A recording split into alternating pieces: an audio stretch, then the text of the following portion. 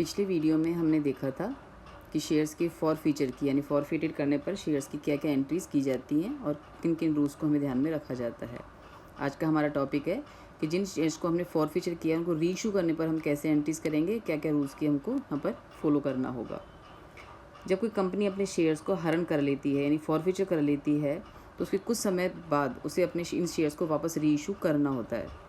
तो जब भी अपने इन अंशों को री इशू करती है तो उसके पास ऑप्शन है, वो उसे एट पार सममूल्य पे री इशू कर सकती है, प्रीमियम पे री इशू कर सकती है, डिस्काउंट पे री इशू कर सकती है। लेकिन इसमें डिस्काउंट पे करते समय आपको ध्यान रखना है कि री इशू पे जो डिस्काउंट होगा वो कभी भी जितनी अमाउंट हमको ओरिजिनल शेयर से रिसीव हुई है उससे ज़्यादा कभी भी हमारा डिस्काउंट नहीं हो सकता। मैं फिर रिपीट कर रही हूँ कि जब भी हम अंशों का फॉरफीचर करके री इशू करते हैं, री इशू यदि डिस्काउंट पे किया जा रहा है तो री इशू पे डिस्काउंट कभी भी उसकी मैक्सिमम सीमा होगी डिस्काउंट की, वो हमारी उतनी अमाउंट होगी जितनी हमें प्रीवियस शेयर होल्डर से अमाउंट रिसीव हो चुकी है। जैसे सपोज़ करो कि प्रीवियस शेयर होल्डर 100 रुपीज़ का था जिसने हमें 70 रुपीज़ पे कर दिया था, 30 रुपीज़ हमारा ड्यू था। इस वजह से हमने शेयर्स को फॉरफिट कर लिया। तो यहाँ जो जब भी इसको हम री इशू करेंगे तो ये री इशू करने पर जो हमारा मैक्सिमम डिस्काउंट होगा, मैक्सिमम डिस्काउंट ऑन री इशू जो हमारा होगा वो 70 रुपीज़ हो सकता है, जितना हमको पिछले शेयर से रिसीव हुआ था। तो ये हमको एक चीज़ ध्यान रखनी है जब भी हम शेयर्स को री इशू करेंगे। सेकंड थिंग, जब भी शेयर्स री इशू कर दिए जाएंगे तो उनको री इशू करने के बाद, जब भी शेयर्स री इशू कर दिए जाएंगे तो उनको री इशू करने के बाद यदि फॉरफीचर का कोई बैलेंस बचता है तो ये चूँकि हमारा एक कैपिटल नेचर का प्रॉफिट है तो इसे हम कैपिटल रिजर्व में ट्रांसफ़र कर देंगे। इसकी एंट्रीज़ कैसे बनाएंगे हम,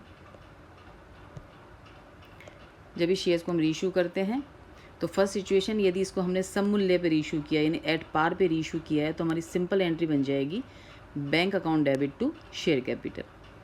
यदि हमने इनको प्रीमियम पे रीइशू किया है तो bank account debit to share capital to securities premium. और यदि हमने इनको डिस्काउंट पे रीइशू किया है तो bank account debit to share forfeited account to share capital account. ये हमारी 3 सिंपल एंट्रीज़ हैं जब इसको हम री इशू करेंगे। यानी यदि हमने इसको एट पार पर री इशू किया है तो हमारी एंट्री बन जाएगी, क्योंकि पैसा हमारे पास आ रहा है तो bank account debit to share capital account, share capital account. Second, यदि आपने इसको हमको प्रीमियम पे इशू किया है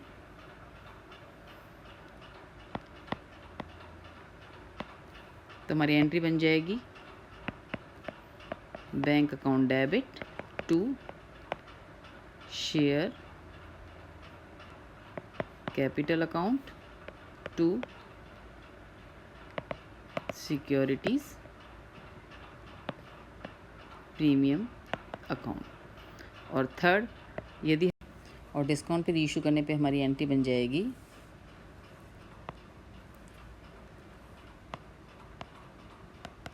bank account debit share forfeited account debit to share capital account, capital account. जितना पैसा हमें रिसीव होगा उससे हम बैंक अकाउंट डेबिट करेंगे, जितना हमने डिस्काउंट दिया है री इशू पर, यानी डिस्काउंट ऑन री इशू की जो फिगर है वो हमारी यहाँ पर दिखाई जाएगी शेयर फॉरफिटेड अकाउंट के नाम से टू शेयर कैपिटल। यहाँ पे मैं फिर रिपीट कर रही हूँ जो मैंने आपको पहले बताया था कि डिस्काउंट ऑन री इशू कभी भी ओरिजिनल शेयर होल्डर से या ओरिजिनल शेयर से जितना पैसा हमें मिला था at the time of forfeiture उससे ज़्यादा कभी भी ये डिस्काउंट नहीं हो सकता। तो ये हमारी एंट्री बन जाएगी at discount bank account debit share forfeit account debit to share capital account.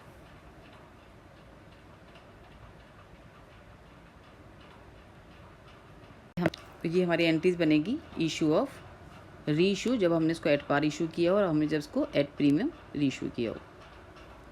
री इशू करने के बाद जो भी हमारा बैलेंस बचेगा, जो भी बैलेंस हमारा बचता है उसको हम ट्रांसफ़र कर देंगे कैपिटल रिजर्व में। तो हमारी एंट्री बन जाएगी share forfeited account debit to capital reserve. यानी री इशू के बाद जो भी बैलेंस हमारा बचेगा,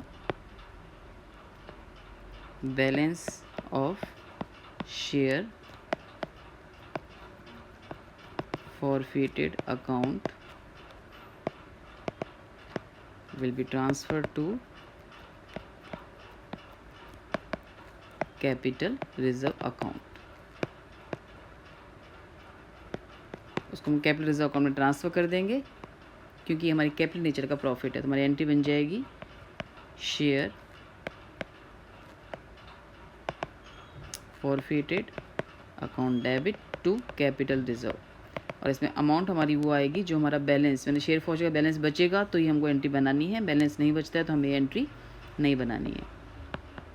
रिजर्व अकाउंट, तो ये हमारी एंट्री बनती है जब ये रीइशू हमने एट पार किया है। Bank account debit to share capital, at premium है तो bank account debit to share capital to securities premium, और यदि एट डिस्काउंट किया है तो bank account debit share forfeit account debit to share capital. अब एक एग्जांपल लेके देखेंगे हमें इसे किस तरह से करना है। इसे यहाँ एक एग्जांपल दे रखा है, Bhavna limited forfeited 400 shares of ₹10 each 8 called up on which mister X had paid application allotment money 5 per share. मतलब टोटल 8 आपने कॉल्ड अप किया है, 5 उसने पे कर दिया, 3 हमारा कॉस्ट इन एरियर है। The director decided to reissue the above shares. What entries will be passed in the books of company each of the following cases? A. If all the shares were reissued to Mr. Y for 8 per share as 8 paid up, यानी 8 का paid up मानते हुए हम 8 में reissue करते हैं, तब कैसे एंट्रीज बनेगी? इफ़ 200 शेयर्स, हमने सारे शेयर्स रीइशू नहीं किए, हमने सिर्फ 200 शेयर्स रीइशू किए हैं to Ram as fully paid up. Fully paid up मतलब 10 रुपये का शेयर मानते हुए हमने रीइशू किया है 7 रुपीज़ में, यानी 3 रुपये का हमें डिस्काउंट है। And if all the shares are reissued to Prem as fully paid up ₹2.12 per share, यानी ₹2 प्रीमियम पे हमने उसको रीइशू किया है। तो फर्स्ट तो हम एंट्री करेंगे शेयर्स के फॉरफीचर की, हरण की एंट्री करेंगे। तो एंट्री बन जाएगी हमारी share capital account debit to, क्योंकि यहाँ पे कोई इन्फॉर्मेशन अपने को है नहीं, कॉल्स का पैसा हमारा, तो हम मान लेंगे कि ये हमारा फर्स्ट एंड फाइनल कॉल का पैसा है। तो ये हमारा आ जाएगा to share first and final call. इसको हम चाहें तो कॉस्ट इन एरियर का नाम भी दे सकते हैं।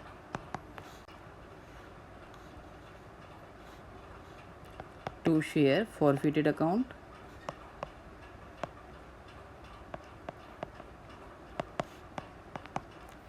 हमने यहाँ पे 400 शेयर्स को फॉरफिट किया है, जिस पे हमने 8 रुपये मांगे थे, तो कॉल्ड अप अमाउंट आ जाएगी हमारी 3200, जिसमें से ₹3 का पेमेंट नहीं हुआ है और 5 का पेमेंट हमारा हो गया है।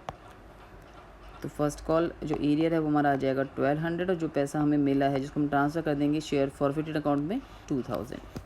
अब first situation,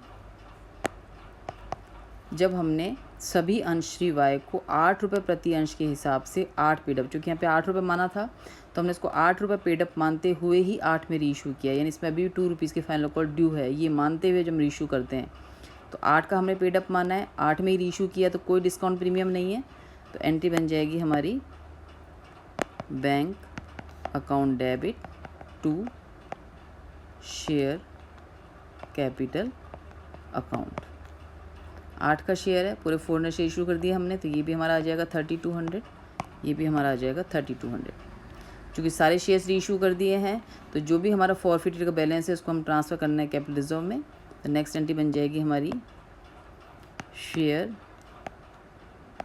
forfeited account debit to capital reserve account. Total 2000 rupees हम ट्रांसफ़र कर देंगे कैपिटल रिजर्व में। मैं फिर रिपीट कर रही हूँ, फर्स्ट सिचुएशन है जब हमने पूरे 400 शेयर्स को फॉरफिट किया था उसको हमने रीइशू कर दिया है, 8 रुपये का हम पेडअप मान रहे हैं शेयर्स को और 8 रुपये में ही हम रीइशू कर रहे हैं, तो कोई डिस्काउंट प्रीमियम नहीं है। तो सिंपल एंट्री बन जाएगी हमारी bank account debit to share capital. चूँकि हमने सारे शेयर्स रीइशू कर दिए हैं तो पूरा बैलेंस हम ट्रांसफ़र कर देंगे कैपिटल रिजर्व में। सेकेंड सिचुएशन है जब हमने केवल 200 शेयर्स रीइशू किए हैं 7 रुपये में, 7 रुपीज़ में रीइशू किया है और फुली पेडअप, यानी हमने उसको 10 रुपये का शेयर मानकर रीइशू किया है। तो हमारी एंट्री बन जाएगी, चूँकि यहाँ डिस्काउंट है तो एंट्री बन जाएगी हमारी bank account debit share forfeited account debit to share capital. चूँकि यहाँ पे हमने 200 शेयर से रीइशू किए हैं तो एंट्री 200 शेयर से बनेगी, तो 200 को हमने फुली पेड अप यानी 10 रुपये का शेयर माना है, तो कैपिटल हमारी आ जाएगी 2000। इसको रीशू किया है हमने 7 रुपीज़ में, तो ये आ जाएगा हमारा 1400 और 3 रुपीज़ का आ जाएगा हमारा डिस्काउंट। चूँकि डिस्काउंट ऑन रीशू है तो उसका नाम आ जाएगा शेयर फॉरफिटेड अकाउंट यानी 600 रुपीज़। अब वही जो शेयर्स हमने रीशू कर दिए हैं उसका हम बैलेंस ट्रांसफ़र कर देंगे शेयर फॉरफिटेड अकाउंट में, कैपिटल रिजर्व में। तो एंट्री बन जाएगी हमारी share forfeited account debit to capital reserve account. अब यहाँ पे हमें ध्यान रखना है, चूँकि हमने सारे शेयर्स रीइशू नहीं किए हैं तो कंप्लीट बैलेंस हमारा ट्रांसफ़र नहीं होगा। सिर्फ जिन शेयर्स को हमने रीइशू किए हैं उन शेयर्स का बैलेंस ही हमारा कैपिटल रिजर्व में ट्रांसफ़र होता है। तो यहाँ जो हमारा बैलेंस था वो 2000 था 400 शेयर्स का। यहाँ पे 2000 बैलेंस है हमारा 400 शेयर्स का। हमने रीइशू किए हैं सिर्फ 200 शेयर्स, तो हम निकाल देंगे बैलेंस ऑफ 200 शेयर्स।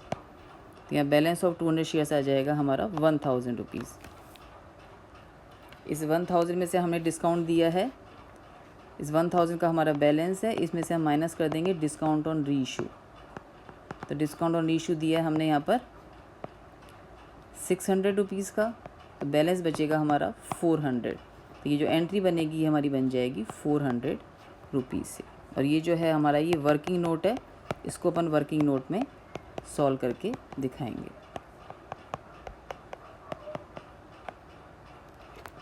मैं फिर रिपीट कर रही हूँ इसमें एक बार।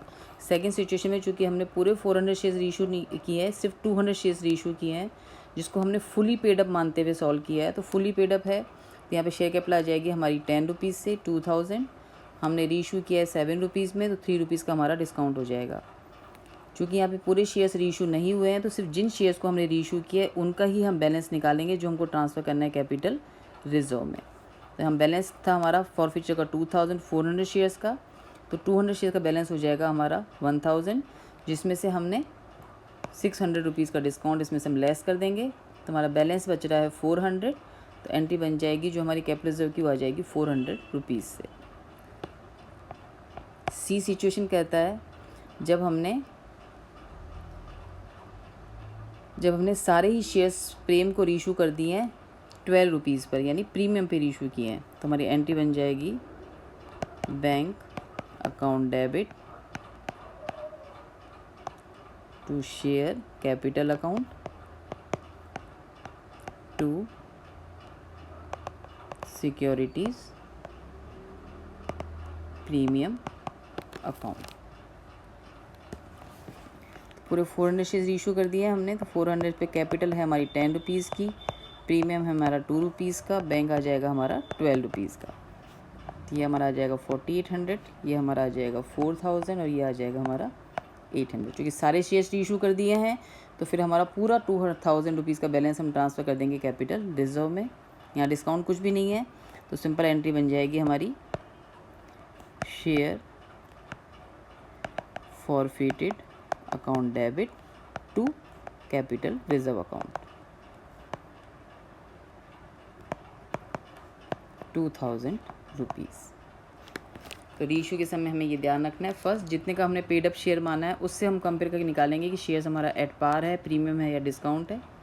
सेकंड थिंग, जो डिस्काउंट दिया गया है वो कभी भी जितना भी हमारा फॉरफिटेड का बैलेंस, जितना पैसा हमें मिला है ओरिजिनल शेयर होल्डर से, उससे ज़्यादा कभी भी नहीं होगा।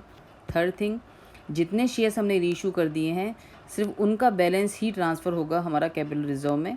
यदि उसमें से कोई डिस्काउंट है तो लेस करके रिमेनिंग अमाउंट हमको कैपिटल रिजर्व में ट्रांसफ़र करके दिखानी है।